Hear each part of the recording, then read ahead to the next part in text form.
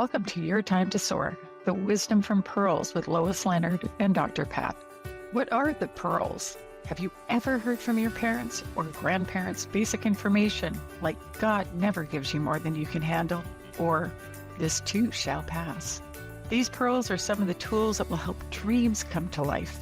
Your Time to Soar with the Wisdom and Pearls is a show that reminds or introduces us to the sayings from mentors that provide us wisdom when going to achieve our dreams. These gems provide a return to basics to simplify your life. If you're looking for a change in your life, stay tuned with us. Your Time to Soar starts now.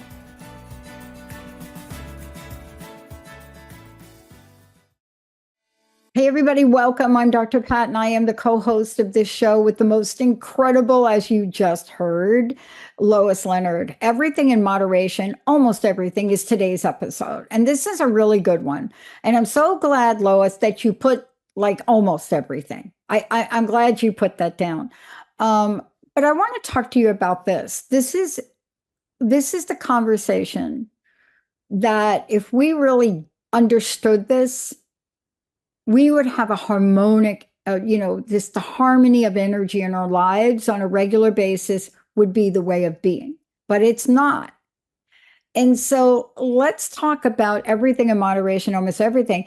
You came up with this. I'm so curious as to, what hit you in the head when thinking about this.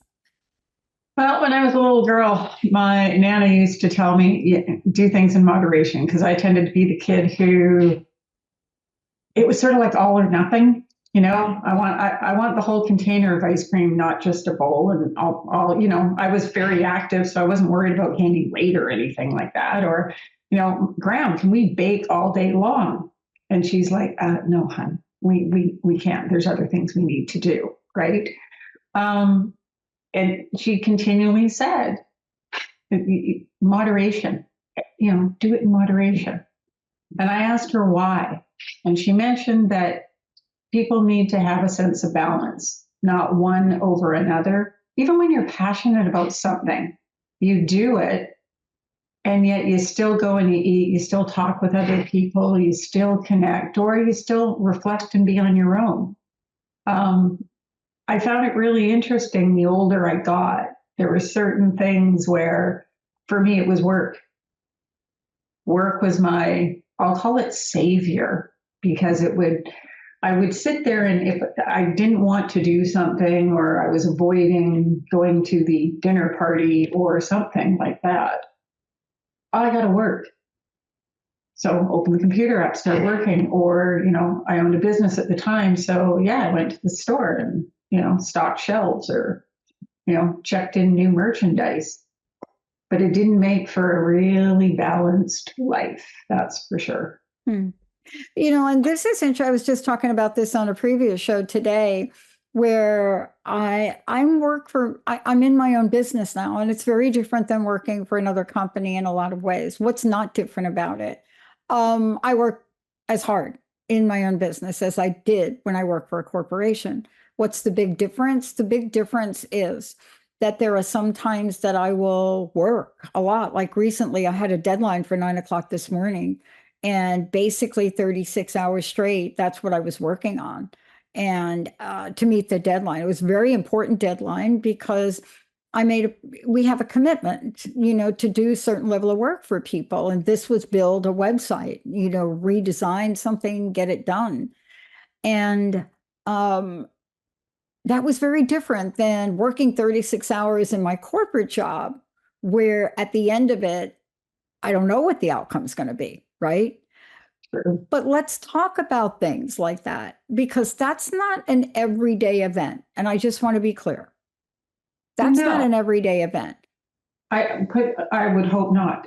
Oh my God, no. I wouldn't be here talking. We'd be talking about. There's no moderation there. So, if you're throwing yourself into a project and there's a start and an end date, I sure hope you take a break every now and again while you're in the project to sort of ground, or, refresh yourself, or, have something to eat and keep your energy going. But when the project is over, please take time for yourself, connect with your family again, connect with friends, or just take that time out and go and enjoy nature, but return to self as opposed to, okay, what's the next one? Let me throw myself into another 36-hour project, because your body will only allow you to do that for so long. Yeah. Yeah. Actually, I think your spirit will only allow you to do that for so long. So I want to ask you this question. I want from where you sit, because I know that you're a coach, you work with people around this. So you having acute insight into seeing things, having a level of awareness that we as individuals do not. And sometimes we're influenced by other people. Can you talk about how do we know? I mean, you know what it's like? You know that frog story? Please don't email me on this. I do not put frogs in boiling water, just saying. But there's that story where, and I do support PETA, so please really don't email me. Where the frog story, if you take a frog or anything for that matter, and even yourself, you put your hand in hot water, what do? You yank that water out. But when you're in the water and you turn it up like a bath, right? And you slowly turn it up, the frog doesn't even know it's being harmed. And that's the way life is sometimes. We're so not aware that I'm already in the cooker here, Lois. Yeah. Yep. So how do we become more aware? And what are some of the signs? You know what I mean? It's like, do I have to fall asleep at the microphone here for that to be a sign? No, definitely not. I think sometimes one of the things that I have said to some of my clients is, what words are you using? If you're using words that are very finite, that is, I really invite people to, like, have you ever had somebody say, oh man, everybody loves that song, everybody's seen that show, and you're thinking, well, no, sorry, not me. And I mean, I sit there and I go, well, apparently I'm not in the everyone group, or, no one listens to me. It's never possible, right? Especially when you are knee deep in the boiling water. You're sitting there and you keep struggling to get someplace. And yet, a lot of times it's just take the brake, back off, take the foot off the gas, and look out in the world and sort of say, hold on a sec, what am I doing? Yeah. Is this something? I guess some of the questions that I ask people to ask themselves are, so what do you do for work? How long do you spend at work? Oh, and do you feel like you left your soul at the door when you walked in, and that you're picking it up on the way out? And even then, some days you may forget it and hope it's there in the morning, kind of thing. Other thing, what do you do for play? How do you relax? How much time do you spend doing this kind of stuff? What do you do to recharge, to ground? And I recently, yesterday, had a conversation with people who are, as they call, self-professed and wear it with a badge introverts. So people say, like, well, connecting with others is not the easiest thing for me. And I go, but you do it all day at work. So there's your balance. You may not do it at home, but you do it at work. So you balance here to your home life. It's not saying that when you leave here, you got to keep doing it. Other things, like, how are you eating? Are you making, as I call it, the rationalization for grazing and for eating and that kind of stuff, and saying, you know what, I can have like 3 of these date bars because I'm going to the gym tonight, and then tonight, and you're like, man, I'm tired. What you didn't realize is that sugar high put you on a major crash, and all you want to do is go home and watch TV. So you still have the date bars, but you're still not doing anything about it. So it's trying to find the balance and how to do that, and whether the thing that you're doing lights you up. Mm-hmm. Oh, let's talk about that for a minute, because there are things that we are responsible to do. And then there are things which we do for ourselves. And then there's everything in between. I want to take a short break. And when we come back, I want to talk about this overdoing and underdoing. And what is it about that that can serve us? And the reason that I want to talk about that is because different people have different reactions to different things. You know, when my friend says she goes to the gym, hello, find out how long she's there before you agree to go with her. Okay, just saying. Because there are some people that love the gym. And when she goes, she got the whole layout. She's got, I'm going to do this little thing around here. Then I'm going to go to the pool. Then I'm going to go to the sauna. Then I'm going to go to the juice bar. And then I'm like, okay, it's 4 hours later, right? So there are things we can learn about. But when we come back, what does overworking look like? More importantly, what does it feel like? What does that feel like for you? When we come back, we'll talk about that. Lois, before we go, how do we find out more about you? What's your website? Please give us some information. Okay. If you want to take a peek at my website, which gives you a little more information about me, what I do, other ways I think, it would be at timetosoarcoaching.ca. If you'd like to drop me a line, it's Lois at timetosoarcoaching.ca. Thank you very much. We're going to take a very short break. When we come back, do you want to know how to soar? Do you want to know how to rise above all of the things you think that are not serving you? All of the ways in your life you're feeling like, oh, really, again? And are you feeling okay that you still have your Christmas decorations up? Cut yourself a break on that one. Let's take a short break, everybody. We'll be right back.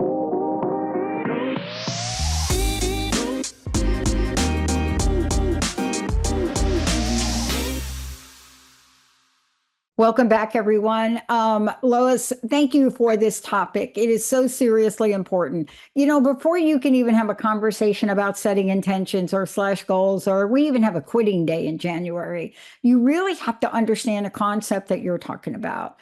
Everything in moderation, almost everything. And people are probably curious from you about what things not. I will tell you what thing that I don't do in moderation, my spiritual practice. I don't. Some people would say, oh, but that's okay. But no, I'm 24/7. I'm always thinking something. I'm watching something. I'm reading something. I'm doing something. I'm correcting something. I'm monitoring something. Maybe not out loud, but I do it. That's what I do. There may be other things that you cannot avoid. I mean, you have children. When you have children, those kids, like, they are like in your face. But let's talk about this idea of overdoing, underdoing. Give me some examples of this, or especially around relationships, because this is where we get really hung up, right? A lot, yes, especially when you're connecting with a person or you failed that. I've had many people say to me, you know, I feel like we're just drifting apart. And I find that a very interesting thing because I'm like, first, are you on a boat? And I don't mean that in a negative term. It's, how are you drifting? Or have you changed? Like, where did the conversation stop? When did the communication stop? Because obviously you're overdoing something to create the rift in the thing. If my partner and I do stuff and he's like, yeah, really, yeah, not my, doesn't float my boat. And I'm like, hey, no problem, right? Because he does stuff that really doesn't float my boat. But I think that's what allows us the time apart. Yeah. So you don't hit that ceiling and go, oh my God, I've had way too much you time. I need a break, And that's quite possible because you also have to come back to you. So I would say, like, some people can, they can be with their partner day after day after day after day after day. No issues whatsoever. They're very similar. They love doing the same thing. They have a great conversation. And then there's others of us that may not be like that. We love the person we're with, but we may not like all of the things that they do or their, their hobbies or that. We support them. Don't get me wrong there. I would absolutely support my hubby in everything he does. Doesn't mean I always have to be there with him. Exactly. And that over under, if you find you're going to something and you're going, oh my God, I really don't like this. Tell Yeah. them, right? And be honest about it. But that would be, if it's not lighting you up and not watching them do it doesn't light you up, this might be your time to do your thing. I love that we're talking about this because this requires a certain level of chutzpah. Now, this is like growing up in the Bronx. Chutzpah is like a term that I grew up with in the community I was in. And what it requires you to do is speak up. And, and this means that we get to speak up without rationalizing something. And even for ourselves, Lois, let's have a conversation about that. We will enter self-rationalization. I did it today. My job in running this company, I should be in the office way more than I'm not. Yet at the same time, because I'm launching something and I'm talking to investors and I'm doing a bunch of things, I can't be in two places, right? So those decisions are hard to make, but making them is important. Now, I have a great team. They don't need me to be there every day, especially when Linda and Jessica are there. But at some level, I have to look at that and come up with some kind of balance, with some kind of way to really walk through my life. And I want to talk about what we do to either rationalize yes or rationalize no. Honestly, for me, it's the same thing I tell all of my clients. And I've already mentioned it once. If it does not light you, if it doesn't make your heart sing, doesn't give you that expansive feeling of, oh, wow, this is fantastic, I would honestly provide the reason to somebody why you can't do something or why you're not going to do something. And the likelihood is that you may have someone, or they may have somebody that they don't even recognize that can do the job better. And that's no offense to anybody. I'm quite happy when I can say, you know what, I would really like to do that for you. However, I'm not the best person to do it. This person is, and maybe see if they're available. We have to understand and learn moderation because I don't think we've been groomed to really understand it. And yet, when we enter that energy in that space, we ask ourselves, oh my gosh, why have I waited so long? Yeah. Do you know what I mean? It's like you get such a level of peace when you can stop feeling guilty about things you think you should be doing, right? Guilt and shame. They just drive us like a little hamster. So I wanted to ask you this question when you're talking to people and working with people. How can we help people today at least take a step to embracing everything in moderation? Well, first, I would honestly look at the words that you use. If you are using finites about everyone, always, never, those kind of words, I really invite you to look and see if that is really true. Because I'm going to bet that there's someone somewhere, sometime, who's actually said something that's very positive to you. If you feel that it's being negative, all of those finites will take you down a rabbit hole that I don't think you'll appreciate. The other thing I would probably say to people is actually look and take stock of what you're doing and what does bring you life and what doesn't bring you life. And the things that don't bring you life, really see how you can either create life through them or actually just need to move away from them. Sometimes, and that's not easy. Moderation, if you haven't been living there, is very, I'm going to say it's work. It's work in progress. It still is for me. There are days that I don't feel like, I tell myself, I've scheduled it, I'm doing this. And then somehow I manage to talk myself out of it. And yet I know it's the step to take me there because I'm allowing the overuse of negative feelings or delay or distraction or whatever to stop me from moving forward. And that, moderation, don't live in fear all the time kind of thing. Move forward. I want to revisit an expression you brought up earlier, if you don't mind. That expression, and this comes in various forms. I think both you and I probably have an influence of this based on our upbringing. God does not give you more than you can handle. This too shall pass. My mom used to say things like, honey, don't give up before the miracle. You have not come this far to fail. She will remind me of that. And she would also say that when God wants you to stop something, he will definitely, whatever you refer to, the God of your understanding, will step in and they will shut it down. It will be shut down. Yep. But these are the things we forget. You see, we forget that level of trust or faith or hope. We forget it. And we forget it. So what do? In reaction to it, we run faster. We do. And it's the time, whenever I hear someone say, we got to hurry up, we need to get this done, it is the moment that I said, the only thing you need to do right now is stop and take a breath. Your brain is no longer working with oxygen, and it works way better when you've inhaled and exhaled. And if you need to do it 10 times, do it 10 times. Because it is true. God doesn't give you more than you can handle. In fact, the stuff he gives you is to help you grow, is to help you become the person you need to be to do the thing that you really want to do. Because if you were that person, you'd already be doing it. So moderation will bring you peace and allow you to actually make the decisions to move forward to what you want to do. It's fascinating what we're starting to see come out in the world with way statements are being made, our pop culture, et cetera.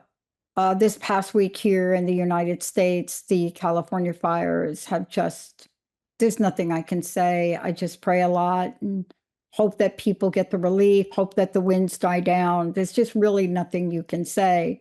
And so when we're talking about moderation and we're talking about these different things, there are times in life where you have to give it your all. Yep. Yeah. And you have to do it for longer than you feel you have to, but sometimes in continuing to do it, just remember to breathe.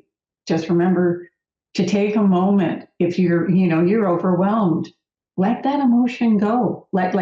Cry it out, what you need to do, because holding it in is not good for you. That's another part of moderation is, letting your feelings out in a safe way so that you can absolutely thrive through the next stages of your life. I was sharing this with someone the other day, but this is really to your point. It's a little bit, but you have to know me to understand what I'm going to say. I grew up as a sci-fi kid. I just loved every monster, anything that was out there. That was my escape. From as young as I can remember, I would walk miles to go to a movie theater as a kid. So somebody asked me the other day, what was I going to do to take a break from this 36-hour project? And I looked at them on a Zoom meeting and I said, I'm going to watch Alien Romulus. And they looked at me like, of course you are. So what does that mean? Alien Romulus is the latest Alien in a series, which I haven't watched. But why would I elect that thing? Why? Because here's what I know about myself. Looking at a screen, moving boxes around, setting up a really, really highly visual website. The only way for me to get away with that, to even come back and know if what I'm doing looks good, is I got to do something so bizarre. So I sat down and I watched that very short movie, which I thought was kind of fascinating. Mm-hmm. And then I went back to work. We have to allow ourselves to take a breath and take a break. Sometimes I put on my brain tap and I breathe. But we have to know what's right for us, don't we, Lois? But if we're not breathing, we're suffocating. Absolutely. Absolutely. Lois, thank you for today. Give out your website. What's your personal message? What would you like to leave us with today?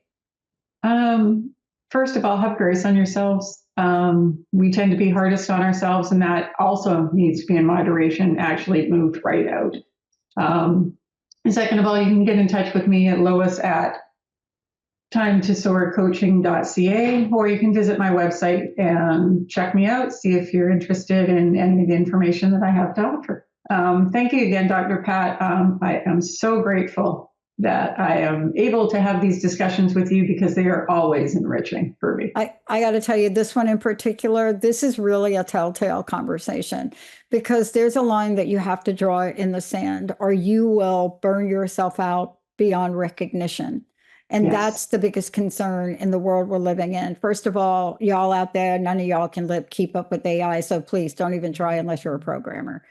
Thank you, Lois, for everything. Thank you for Thank today. you. Thank you, Stefan, for pushing all the right buttons. We're going to take a short break, everybody. More coming up on the Transformation Network. You have been listening to Your Time to Soar, the Wisdom from Pearls. Tune in every second Tuesday of the month at 11:30 a.m. Pacific with Lois Leonard and Dr. Pat for more pearls that will help your dreams come to life. If life seems complicated, use the pearls for support. These gems are for you to enjoy and learn something new. Life is an experiment. Be curious and use the pearls daily and see the change in your life. Schedule a discovery session with Lois to discuss further by visiting timetosoarcoaching.ca.